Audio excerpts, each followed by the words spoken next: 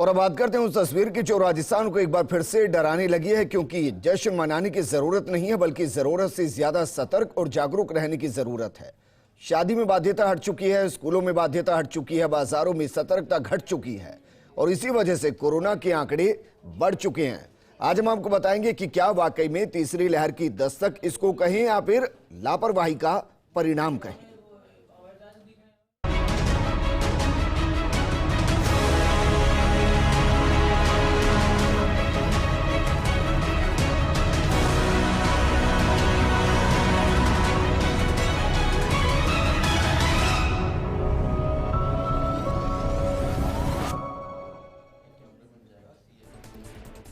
सिर्फ बीते एक सप्ताह की बात कर ली जाए, यानी कि 9 नवंबर से 16 नवंबर के कुल केस की बात की जाए तो 54 मरीज सामने आ चुके हैं। इनमें से 39 मरीज यानी कि लगभग 70 से 80% मरीज ऐसे हैं जिनको दोनों डोज लग चुकी है, जबकि 6 मरीज ऐसे हैं जिनको कोरोना वैक्सीन की पहली डोज लग चुकी है और 4 मरीज ऐसे हैं जिनको एक भी डोज नहीं लगी। यानी कोई कोरोना से सुरक्षित नहीं है। कोई लापरवाह अगर है तो मान लीजिए कि कोरोना के सदमे आ सकता है। हालात यह है कि स्कूलों में बच्चों की क्षमता बढ़ाने के साथ ही कोरोना का बच्चों की सांसों तक पहुंचना भी शुरू हो चुका है। कई स्कूल ऐसे हैं जहां बच्चे कोरोना पॉजिटिव हो चुके हैं और कहा यह भी जा रहा है कि तीसरी लहर बच्चों पर अटैक करेगी। तो सवाल यही कि क्या फिर से लॉकडाउन की जरूरत है, क्या बूस्टर डोज की जरूरत है, क्या वैक्सीन को कोरोना बाईपास कर चुका है या फिर कोरोना का कोई नया स्ट्रेन बन चुका है। सवाल यह है कि कोरोना कब जाएगा या कहें कि वापस आ रहा है। इस पर बात करने के लिए बेहद खास पैनल हमारे साथ मौजूद है। हमारे साथ मौजूद हैं कांग्रेस नेता आर तिवारी जी, बीजेपी नेता सुरेश गर्ग जी, स्कूल शिक्षा परिवार के अध्यक्ष अनिल शर्मा जी और एसएमएस अस्पताल के मेडिसिन विभाग के डॉक्टर सुधीर मेहता जी। सुधीर मेहता जी, आपके साथ मैं चर्चा को शुरू करना चाहूंगा। सर, जिस तरीके से आंकड़े सामने आ रहे हैं, पहले 2 सवालों के जवाब चाहेंगे सर। 54 में से 39 ऐसे जिनको दोनों डोज लग चुकी है, तो क्या बूस्टर डोज की जरूरत है या कोरोना का नया स्ट्रेन शुरू हो चुका है? और दूसरा सवाल ये, बच्चों का इसकी जद में आना, स्कूलों का खुलना, क्या एक अलार्मिंग स्टेज है? देखिए, नमस्कार। अभी एक बहुत प्री मैच्योर है कहना कि ये कोई थर्ड वेव आ रही है। सबसे इम्पोर्टेंट है कि जिनको 2 डोज लगे हैं उनको भी इन्फेक्शन हुआ है, इसको हम ब्रेक थ्रू इन्फेक्शन बोलते हैं और ये बड़ी कॉमन चीज़ है कि ब्रेक थ्रू इन्फेक्शन हो सकता है। वैक्सीनेशन एक कोई रामबाण नहीं है कि उसको लगने के बाद आपको कुछ नहीं होगा। ये अपने को देखना चाहिए ब्रेक थ्रू इन्फेक्शन क्यों हो रहा है, क्योंकि लोग जो कोविड एप्रोप्रिएट बिहेवियर है उसको फॉलो नहीं करते हैं। वो फेस मास्क नहीं लगाते हैं, फिजिकल डिस्टेंसिंग नहीं करते हैं और जो रेगुलर हैंड वॉशिंग होनी चाहिए वो नहीं करते हैं। इसके कारण इवन अगर लोगों ने सोचा है कि ये भ्रम है कि हमने वैक्सीनेशन लगा लिया अब हमें कुछ नहीं हो सकता है। कोविड बिहेवियर, एप्रोप्रिएट बिहेवियर इतना ही इंपॉर्टेंट है जितना वैक्सीनेशन है और ब्रेक थ्रू इन्फेक्शन पूरे वर्ल्ड में हुए हैं, तो इसलिए ऐसे घबराने की बात नहीं है। अपने को ये ध्यान रखना चाहिए कि कोविड एप्रोप्रिएट बिहेवियर का पालन किया जा सख्ती से। लेकिन सर, 54 में से 39 यानी कि लगभग 80% बीते एक सप्ताह में वो हैं जिनको दोनों डोज लग चुकी है। ये देखने का जरूरी है क्या उन्होंने कोविड एप्रोप्रिएट बिहेवियर फॉलो किया नहीं किया, क्योंकि आज आप देखें, आप बाजार में जाएं, भीड़ है। दिवाली के में बहुत भीड़ रही है, बहुत सारे समारोह हुए हैं, वहाँ पे लोगों ने प्रॉपर तरीके से मास्क नहीं पहने हैं। अगर मास्क पहने भी है तो उन्हें नीचे उतार के चिन पर पहने हैं। उन्होंने फिजिकल डिस्टेंसिंग नहीं रखी है जी। तो ये बहुत इंपॉर्टेंट है। ये तो माने कि सर आने वाले वक्त में कोरोना केसेस बढ़ेंगे, क्योंकि अब तो पूरा प्रदेश खुल चुका है। स्कूलों में क्षमता, थिएटर में क्षमता, शादी ब्याह में क्षमता, जो भी पाबंदियां थी सब हट चुकी हैं। अपने पास कोरोना को पराजित करने के लिए 2 बड़े हथियार हैं। एक तो वैक्सीनेशन, जिसके अंदर अपन देश में बहुत अच्छी परसेंटेज डबल डोज वैक्सीनेशन हो चुके हैं एडल्ट्स में, और दूसरा है जो कोविड एप्रोप्रिएट बिहेवियर। ये लोगों को खुद को समझना चाहिए कि चाहे कोविड बहुत कम हो गया हो, वैक्सीनेशन हो गया हो, हमें कोविड एप्रोप्रिएट बिहेवियर फॉलो करना है। सर, क्या कोरोना ने अपने स्ट्रेन को बदल लिया है? क्योंकि बीते 2 साल में कई स्ट्रेन सामने आए हैं, क्या कोई नया स्ट्रेन सामने आया है? नहीं, अभी वैसे दूसरे स्ट्रेन्स भी है, डेल्टा प्लस भी आ गया है, बट अभी ये प्री मैच्योर कहना है कि अभी ये कोरोना, ये जो वेरिएंट है, नया वेरिएंट कि हमारे राजस्थान राज्य में आया है। ये कुछ केसेस आए हैं, बट उसका बहुत सारे इंपॉर्टेंट कारण ये है कि लोगों ने कोविड एप्रोप्रिएट बिहेवियर को फॉलो करना बंद कर दिया। जी, ठीक है। अनिल शर्मा जी, सर स्कूल खुले 1 महीने से ऊपर हो चुका है और पूरी क्षमता के साथ भी स्कूल खुलने शुरू हो चुके हैं और उसी के साथ केस आने भी शुरू हो चुके हैं। लापरवाही कहें या कहें कि ये तो होना ही था? नहीं सर, इसको लापरवाही नहीं कह सकते, तो प्रक्रिया का हिस्सा है एक तरह से। अब कोरोना जीवन का अंग बन चुका है, तो कोरोना आया कहाँ से, दोनों केस की स्टडी करते हैं। 3rd क्लास और 6th क्लास का बच्चा SMS का पाया गया, और जब उन बच्चों की हुई जांच तो मालूम चला उनके पेरेंट्स भी हैं ऑलरेडी, यानी घर से थे। अगर पेरेंट्स को कई बार समझाया गया है कि अगर ऐसी स्थिति हो, आप घर में हो या कोई दिक्कत हो तो बच्चे को नहीं भेजे, यानी स्कूल में कोरोना नहीं था, बाकी बच्चों में सबकी जांच हुई, बाकी में नहीं पाया गया। नंबर 1 जी JPI से स्कूल महापुरा की बात हो रही है, वहां पेरेंट्स तो नहीं थे, बच्चा पाया गया, और जब बच्चों को सेकंड डे दोबारा कराया गया तो बच्चा भी नेगेटिव निकला, पॉजिटिव नेगेटिव दोनों हो गए, यानी वहां तो रिपोर्ट ही गलत निकली। तो मैं आमतौर पे ये कह सकता हूं कि ये तो कोरोना तो है, हमें सावधानी बरतनी भी है, पर पेरेंट्स से विशेष निवेदन करूंगा, क्योंकि घर में बच्चा रहता है, अगर वहां कोई दिक्कत है तो कृपया वो भेजे ही नहीं। स्कूल में आमतौर पे, मैं खुद भी स्कूल भी चलाता हूं, देखता हूं बच्चे बहुत डर रहे, बच्चे खुद रखे तो मास्क लगा के रखते हैं और बच्चे बहुत सावधानी बरतते हैं। अब 19-20 तो चीजें व्यवहारिक है, नहीं वो हो सकता है, लेकिन मैं सवाल कर रहा हूं कि थर्मल स्क्रीनिंग के बाद ही बच्चे जा रहे होंगे, आज ये व्यवस्था खत्म नहीं, थर्मल स्क्रीनिंग के साथ बाद जा रहे हैं बच्चे, पर उसमें इतना पकड़ नहीं पाता वो, ये जितने माइनर से है, ये बुखार जांच में आ जाता है, बच्चे के है ही नहीं टेम्परेचर और जांच में आ जाती है। ये महापुरा वाले बच्चे को तो हमने बाकायदा, बहुत सारे लोग पहुंच गए हम वहां, हमारे लिए भी, क्योंकि थर्मल स्कैनिंग से बच्चा गया, उसके बाद उसकी रिपोर्ट नेगेटिव पॉजिटिव आई, सेकंड डे कराया तो नेगेटिव आ गई जी। तो इसका मतलब वो मशीन भी ठीक थी, वो जांच क्या थी भगवान जाने, जांच ही गलत थी वो। अच्छा, मुझे याद है कि जब स्कूलों को खोला जा रहा था 50% क्षमता के साथ, तो तब ये कहा गया था कि हर 15 दिन के अंदर सभी के टेस्ट कराए जाएंगे। 1 महीने से ज्यादा इस घोषणा को हो चुका है, एक बार भी टेस्ट हुआ है किसी स्कूल में? हो सकता है मेरी जानकारी में ना हो। नहीं, टेस्ट तो नहीं हुआ, ये कटु सत्य है, और आगे से बढ़ के कोई गया भी नहीं, स्कूल प्रशासन ने कराया ना पेरेंट्स ने कराया।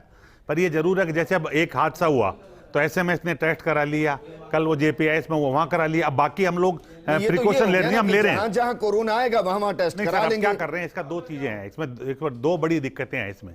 सरकार अगर फ्री बच्चों का करे तो हर आदमी कराने को तैयार है, अब पैसा देकर पेरेंट्स भी नहीं जाना चाहते तो स्कूल भी पैसा कहां से दे, ये व्यवहारिक दिक्कत आ रही है जी। लेकिन हम बात कर रहे हैं कि ये कोरोना कब जाएगा। सवाल इसलिए क्योंकि कोरोना के केसेस तेजी से फिर बढ़ने लगे हैं। हालांकि 2019 और 20 की स्थिति नहीं, लेकिन फिर भी बीते एक सप्ताह में 54 केस सामने आए, जो अलार्मिंग स्टेज है। बेहद खास पैनल हमारे साथ मौजूद हैं। RR तिवारी जी, क्या एक बार फिर से माने कि कोरोना अगर बढ़ने लगा तो लॉकडाउन की तरफ जाना पड़ सकता है? और एक और सवाल, क्योंकि 54 में से 39 ऐसे हैं जिनको दोनों डोज लग चुकी है, क्या राज्य सरकारें बूस्टर डोज की तरफ जा रही हैं? देखो विजेंद्र, ये तो देश के प्रधानमंत्री जी ने भी कहा, कोरोना गया नहीं है, कोरोना के साथ जीना पड़ेगा, कोरोना के साथ में हमको हमारी सारी गतिविधियां भी चलानी पड़ेगी।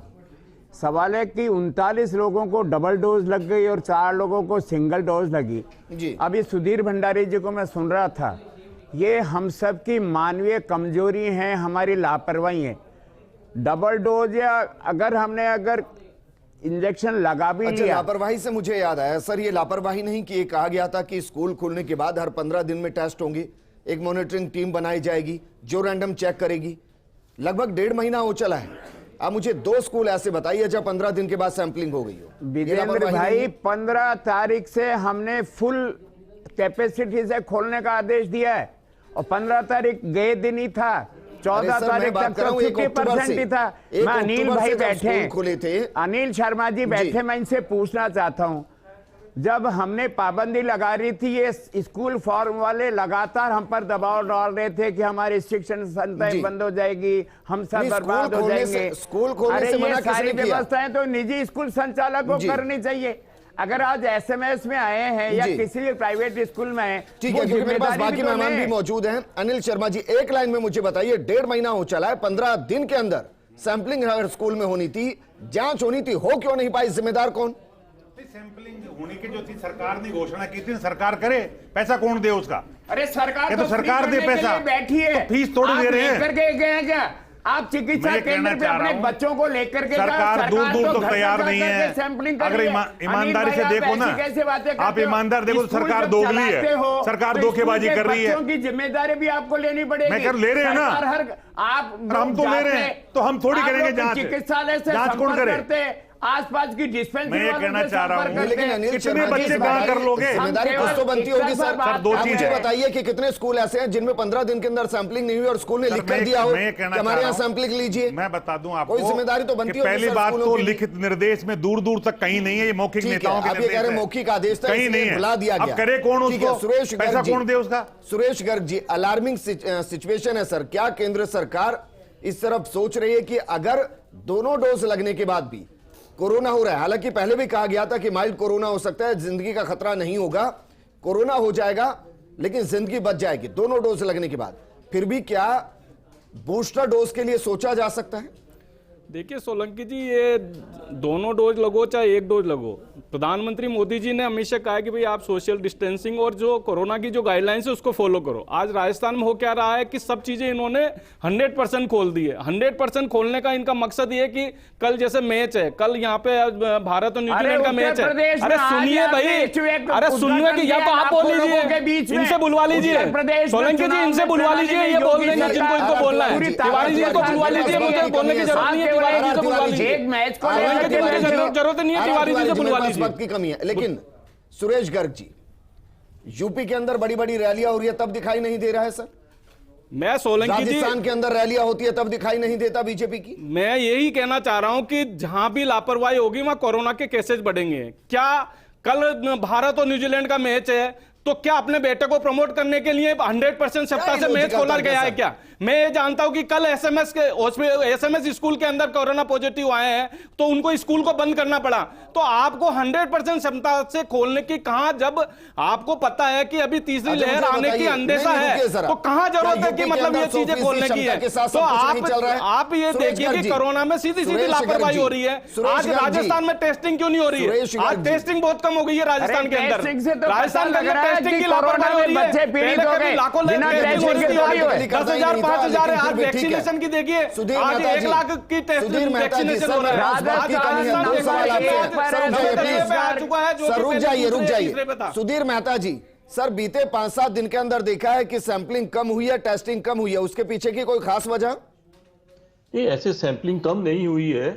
जैसे जो पेशेंट्स आते हैं, जो सस्पेक्ट होते हैं, उनकी सैंपलिंग होती है, तो जो सस्पिशन में रहते हैं उन्हीं की सैंपलिंग करते हैं। और क्योंकि अभी इतने कम केसेस है, कोई ऐसा क्लस्टर नहीं है वेल डिफाइंड कि वहां से केसेस आ रहे हैं, तो ऐसा जो केसेस रूटीन में जो केसेस आते हैं जिनको हम सस्पेक्ट करते हैं, वो वहां पर जाके कोविड ओपीडी में जाके अपना टेस्ट कराते हैं। तो ऐसा नंबर्स हो सकते हैं कि कुछ कम हो गए, बट जो सामान्य जो प्रक्रिया है, जो प्रोसेस है, वो सेम है। उसमें कोई ऐसा नहीं कि केसेस कम हो गए, मतलब सैंपलिंग कम हो गई हो। तो सिंपली जो जिनको रिक्वायरमेंट है कि हाँ ये इन लोगों को टेस्ट कराना चाहिए, उनकी हो रही है। लेकिन बच्चों को लेकर सर मेरी ज्यादा चिंता है, क्योंकि उनको तो वैक्सीन लगी नहीं, स्कूल खुल चुके हैं, बाजार खुल चुके हैं, वो हर जगह हैं, उनको खतरा ज्यादा है। देखिए, ये जो सब कुछ खुले हैं, ये बड़े ग्रेडेड फैशन में खुले हैं। और अगर आप देखें तो राजस्थान में तो सबसे कम केसेस है, क्योंकि इतने कम केसेस थे। और क्योंकि वापस खोलना जरूरी है, एक प्रक्रिया है, क्योंकि ये बहुत जरूरी है कि कोरोना वायरस के साथ रहना भी सीखना चाहिए। और अपने को केवल एक प्रिकॉशंस रखने चाहिए। एक जनता की जिम्मेदारी खुद की भी है, एक रिस्पॉन्सिबिलिटी है कि ये ध्यान रखे कि कहीं भीड़ में नहीं जाए, Covid appropriate behaviour, specially face mask. शुक्रिया हमारे साथ जुड़ने के लिए अनिल जी, आपका भी, सुरेश जी और आर तिवारी जी आपका भी शुक्रिया चर्चा में शामिल होने के लिए। लेकिन ये कोरोना कब जाएगा? ये कोरोना तब जाएगा जब हर चेहरे पर मास्क नजर आएगा, हर राजस्थान का, हर देश का आदमी अपनी जिम्मेदारी को समझेगा। आपकी लापरवाही बच्चों पर भारी पड़ सकती है। नमस्कार।